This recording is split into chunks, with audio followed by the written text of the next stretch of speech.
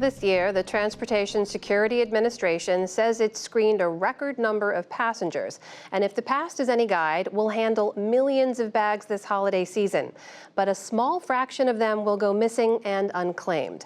Where do all those lost bags end up? Stephanie Sy has that story. Stuffed bunnies, fancy suits, and pink platform pumps. Welcome to the country's only retailer of lost baggage. Just off the road in the small city of Scottsboro, Alabama, the Unclaimed Baggage Store has everything anyone would need. Except almost all of this once belonged to someone else. I love to see the items that come from all over the world. Some of the musical instruments are just amazing. Jennifer Crittner has been working here for 26 years. She encourages shoppers to check out the store's museum, where some of the more eccentric items found in baggage are displayed. An autographed Michael Jordan basketball is also among my favorite. I'm a huge basketball fan, so that stands out in my mind. She says almost all checked bags, 99.5%, end up back with their owners after the flight. But some bags don't. After airlines launch a 3-month search to reconnect the owner to their lost bag, the store steps in to purchase that fraction of a percent of bags that are orphaned. Our team of openers, that's what we call them, they open the suitcases and they really mine and explore those bags for treasures. These items, they're lost and they're unclaimed, and we need to figure out, can we resell this item? Do we need to recycle this item? Or is this an item that can be donated? Nashville resident Sheila Allen has been shopping here for over 20 years. She says the discount prices keep her driving back. It amazes me the things people put in their suitcases for checked luggage. Like this diamond ring that I have on. It's a heart-shaped diamond ring. It's a cluster of stones. A year or so ago, I bought a pair of sandals that had never been worn.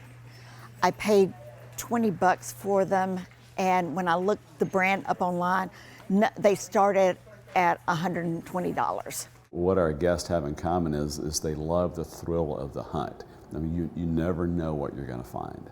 Brian Owens is the owner and CEO of Unclaimed Baggage. In 1970, his father Doyle started the company, borrowing a pickup truck to transport his first load of unclaimed bags. Our inventory, I've always thought about it like an archaeological dig. The bags and the lost and found items that we're seeing now are different in many ways than we saw, say, 10 or 15 or 20 years ago. We have seen more bags come through our facility in the last couple of years than we ever have seen in the company history. Last year, some 26 million pieces of luggage were lost, delayed or damaged, the highest number in a decade. People still kind of reeling from COVID, staff shortages, a lot of expertise lost in the industry. We've seen a surge in the mishandled baggage rate. Nicole Hogg is the director of baggage at aviation data company CETA. She says after high lost luggage rates the last few years, new data shows signs of recovery. What airlines are doing is investing in tracking devices, which gives full visibility of the bag throughout the whole journey, from the time that the bag's checked in to when it arrives and is in the hands of the customer or the passenger. You can track your pizza, you can track your Amazon delivery, and customers have put a lot of pressure on the airlines and the industry to be able to have that visibility available. Still, for those passengers that can't find their bags, even temporarily, the feeling of dread doesn't easily subside. I've never seen so many suitcases in my life. They were just everywhere. Last year, Tampa Bay school teacher Brittany Lubier-Vervish's Southwest flight was canceled. While at the Tampa International Airport looking for her own missing suitcase, she decided to help others find theirs. Brittany texted around 70 people after finding their phone numbers on luggage bag tags, an act of service that got her anointed online the luggage angel. On the receiving end of one of those messages was Tara Meadowcroft, a Missouri-based librarian. I get this text message and I'm like, that's weird.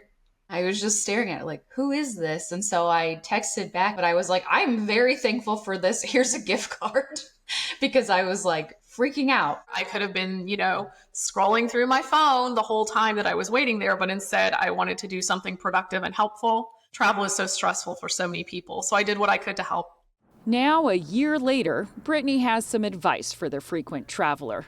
The easiest thing really is to have something like one of these little, Velcro things that goes on your handle. You can get these straps, like this is just a plain strap, and you can have that embroidered or printed with your name. That was the lesson I learned, is clearly mark your bag. Back in Scottsboro, Alabama, Sheila Allen is still shopping the items others have left behind. She has this travel advice. I make sure when I travel, not only do I have tags on the outside of my suitcase, but I took tags on the inside of my suitcase as to where I'm going, where I can be contacted. So, yeah, I don't want to find my stuff here, She says if she ever loses a bag, she'd come right back here looking for it. For the PBS NewsHour, I'm Stephanie Sy.